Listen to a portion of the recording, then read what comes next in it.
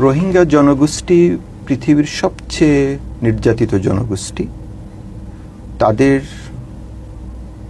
বিরুদ্ধে অনেক কথা থাকতে পারে, কিন্তু তাদেরও তাদের দেশে ফেরত যাওয়ার অধিকার রয়েছে, বেঁচে থাকার অধিকার রয়েছে। উনি চিটাগোনিয়ান ল্যাঙ্গুয়েজে বলেছেন যে তোমরা এখানে আছো, তোমাদের বাপদাদার কবর ওই পারে রয়ে গেছে, এমন উদ্যোগ গ্রহণ করতে হবে যাতে ভবিষ্যতে আগামী রমজানে তোমরা ওখানে গিয়ে ঈদ করতে পারো, এটা বলে। জাতিসংঘ মহাসচিব এসেছিলেন বাংলাদেশে রমজানের সময়, যখন ইন্টারিম গভর্নমেন্ট অন্তর্বর্তীকালীন সরকার ক্ষমতায় ছিলেন, দায়িত্বে ছিলেন। তো ওই সময় যে চুক্তি অনুযায়ী রোহিঙ্গারা আগামী বছর ওখানে ঈদ করবে বা যাবে, এরপরে সংখ্যা বলা আছে যে এত সংখ্যক রোহিঙ্গা, এখানে 1 লাখ রোহিঙ্গা বা সাম নাম্বার তারা ওখানে যাবে। এই ব্যাপারে কি কোনো অগ্রগতি আছে? আর যদি 1 লক্ষ বা 1 লক্ষাধিক যায়ও, বাকিদের কি হবে আসলে? না, এরকম কোনো কথাবার্তা তো সেখানে হয়নি। হয়েছে এটি যে তখনকার সময় মাননীয় প্রধান উপদেষ্টা তিনি বক্তব্যে বলেছিলেন যে ঈদের সময় আমরা যেটি করি, আমাদের প্র্যাকটিস হচ্ছে আমরা গ্রামে যাই, আমাদের নিজের পিতৃভূমিতে যাই, আমাদের দাদা দাদির কবর জিয়ারত করি, বাপ মার কবর জিয়ারত করি, কিন্তু উনি চিটাগোনিয়ান ল্যাঙ্গুয়েজে বলেছেন যে তোমরা এখানে আছো, তোমাদের বাপদাদার কবর ওই পারে রয়ে গেছে, এমন উদ্যোগ গ্রহণ করতে হবে যাতে ভবিষ্যতে আগামী রমজানে তোমরা ওখানে গিয়ে ঈদ করতে পারো, এটা বলেছেন। মানে এটা ওনাদের একটা উইশফুল একটা ডিজায়ার ছিল, এবং এটা বলার কারণে অনেকেই উৎসাহিত হয়েছে, এটাও ঠিক। এবং বাস্তব কারণ তো ভিন্ন। রিপাট্রিয়েশনের বিষয়টা তো আমাদের হাতে নাই, ইনফ্যাক্ট বাংলাদেশের হাতে তো এককভাবে বাংলাদেশের হাতে নেই। বাংলাদেশ হচ্ছে একটা one of the stakeholders, কিন্তু মেইন স্টেক হোল্ডার তো হচ্ছে মিয়ানমার, এবং মিয়ানমারের সরকারের এবং রাখাইনে এখন এই মুহূর্তে তাদের আমরা অস্তিত্ব টের পাচ্ছি না, এবং সেখানে নন স্টেট অ্যাক্টররা রয়েছেন। তো ফলে যে উইশফুল স্পিচ উনি দিয়েছিলেন, তার প্রতিক্রিয়ায় অনেকে হয়তো বিষয়টাকে ব্যঙ্গ করছেন এবং এটা বলছেন যে মিডিয়াও হয়তো ওইভাবে ফ্রেমিং করেছে বিভিন্ন ভাবে, হতে পারে। কিন্তু এটা বলার মধ্যে আমি কোনো অপরাধ দেখিনি। আমরা তো বলি যে আগামী বছর চলে যাবো, নিশ্চয়ই চলে যাবো। আমরা তো এই স্বপ্নগুলো জিয়ে রাখতে চাই, কারণ আমি যদি বলি যে যেতেই পারবা না, তাহলে তাদের অবস্থা কি হবে? তা আমরা তো মানে এই স্বপ্নের কথা জিয়ে রাখতে হবে, আমি মনে করি। বিভিন্ন আলোচনা আছে যে তৃতীয় কোনো দেশে বা তৃতীয় দেশসমূহে রোহিঙ্গাদেরকে পুনর্বাসন করা যায় কিনা। আপনি কি এটাকে কোনো তৃতীয় দেশে পুনর্বাসনের তো একটা পদ্ধতি আছে। যে কোনো শরণার্থী সমস্যার 3টি বিধিবদ্ধ সমাধান সাধারণত মানে যারা এক্সপার্ট তারা বলেন আর কি। একটি হচ্ছে যে তার নিজ দেশে প্রত্যাবাসন করা, রিপাট্রিয়েশন। সেকেন্ড হচ্ছে আপনার যেই দেশে হোস্ট কান্ট্রিতে ইন্টিগ্রেট করে ফেলা। আর থার্ড হচ্ছে থার্ড কান্ট্রিতে রিসেটেলমেন্ট করা।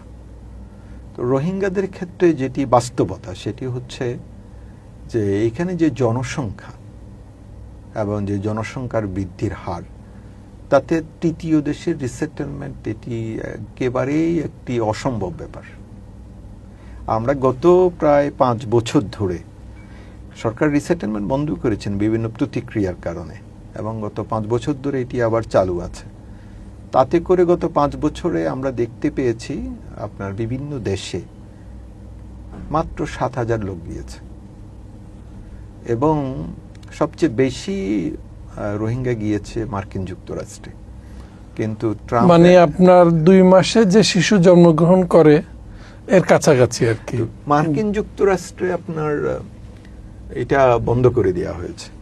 মানে বর্তমান মার্কিন যুক্তরাষ্ট্রে যিনি সরকার আছে, যে সরকার আছে, তারা কিন্তু আপনার রিসেটেলমেন্ট বন্ধ ঘোষণা করেছে। ফলে এখন কিছু সংখ্যক লোক যাচ্ছে অস্ট্রেলিয়া এবং কানাডাতে, খুবই কম সংখ্যক। তো সুতরাং in no way third country resettlement is the solution for Rohingya crisis. আর বাকি থাকে দুটির মধ্যে একটি হচ্ছে ইন্টিগ্রেশন।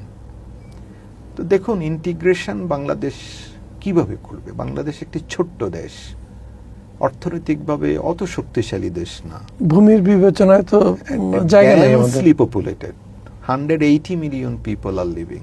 আমাদের প্রায় 1 কোটির মতো লোক সারা পৃথিবীতে ছড়িয়ে ছিটিয়ে কাজ করতে যায়, কাজ করে। সেইখানে আমরা এই লোক ইন্টিগ্রেট করব। সবচেয়ে বড় কথা হলো তারাও ইন্টিগ্রেট হতে চায় না, আর আমরাও ইন্টিগ্রেট করতে পারি না। কারণটা হচ্ছে আমরা তো আমাদের এই ছোট্ট ভূমিটি আশেপাশের দেশের স্টেটলেস মানুষের ডাম্পিং গ্রাউন্ড হতে দিতে পারি না। এটা তো মানে এটা আমরা তো এখানে আমাদের নাগরিকদের সুস্থভাবে স্বাধীনভাবে বেঁচে থাকার অধিকার রয়েছে। মৌলিক চাহিদা পূরণ তো প্রথম দায়িত্ব। কেন আমরা অন্য দেশের নাগরিকদেরকে এখানে ইন্টিগ্রেট করব? আমাদের কি শ্রমিকের অভাব রয়েছে? আমাদের কি কোনো ক্ষেত্রে মানব সম্পদের অভাব রয়েছে? আমরা তো এমনিতেই এক ধরনের ডেমোগ্রাফিক আপনার ডিভিডেন্ডের মধ্যে দিয়ে যাচ্ছি, যদিও আমরা এটা কতটুকু কাজে লাগাতে পারছি সেটি একটি বড় প্রশ্ন। যেখানে আমাদের যুবকরা ভূমধ্যসাগরে ডুবে মারা যাচ্ছে, যেখানে আমাদের যুবকদেররা মধ্যপ্রাচ্যের ডেজার্টের মধ্যে মানবেতর কষ্ট করে শ্রমিকের কাজ করছে, সেখানে কেন অন্য দেশের নাগরিকদেরকে বাংলাদেশে ইন্টিগ্রেট করতে যাবে? এটি একটি অবান্তর প্রশ্ন। রাজনৈতিকভাবে কোনোভাবে এটি গ্রহণযোগ্য কোনো প্রস্তাবনা নয়। আর তৃতীয় যে সমাধান সেটি হচ্ছে প্রত্যাবাসন, এবং প্রতিটি রোহিঙ্গা চায় তার দেশে ফেরত যেতে, এবং এটা ওদের একটি মৌলিক মানবিক অধিকার তাদের দেশে ফেরত যাওয়া, এবং এটা কোনো কারো মার্সির উপর নির্ভর করা উচিত না আমি মনে করি। এবং আমি যত তাড়াতাড়ি সম্ভব মিয়ানমার গভর্নমেন্ট সহ ওখানকার যে কর্তৃপক্ষ তারা যদি বুঝেন বিষয়টা, যে রোহিঙ্গাদের পিতৃভূমি এটি, শত শত বছর ধরে তাদের পিতৃপুরুষের আবাসভূমি এটি, এখানে তারা থাকবে, তত মঙ্গল হবে। এটা সবার জন্য মঙ্গল হবে, এই অঞ্চলের জন্য মঙ্গল হবে। নতুবা এই ধরনের একটি আপনার ক্রাইসিস, আপনার এটি এটা সিকিউরিটি ক্রাইসিসে রূপান্তর হলে এটি শুধু বাংলাদেশের জন্য সমস্যা হবে না, পুরো অঞ্চলের জন্য একটি ক্রাইসিসে রূপান্তর করবে। এটা কারোর জন্য ভালো হবে না। যত তাড়াতাড়ি শুভ বুদ্ধির উদয় হবে সংশ্লিষ্টদের, যেমনটা আপনি বলছিলেন যে ক্ষেত্রে এককভাবে শুধু বাংলাদেশের দায়িত্ব না, বাংলাদেশের উপরে এটা একটা বড় লায়াবিলিটি, কিন্তু এখানে অন্যান্য স্টেক হোল্ডার যারা তাদের গুরুত্বপূর্ণ ভূমিকা রয়েছে।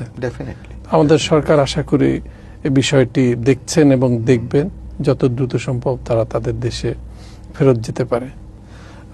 সর্বশেষ প্রশ্ন আপনার কাছে, যদি এক বাক্যে আপনি বলেন যে আন্তর্জাতিক সম্প্রদায়, মিয়ানমার সরকার এবং আমাদের দেশের জনগণ, সবার উদ্দেশ্য যদি আপনি একটি বার্তা দেন, সেই বার্তাটি কি হবে? সে বার্তাটি হচ্ছে আপনার রোহিঙ্গা জনগোষ্ঠী পৃথিবীর সবচেয়ে নির্যাতিত জনগোষ্ঠী।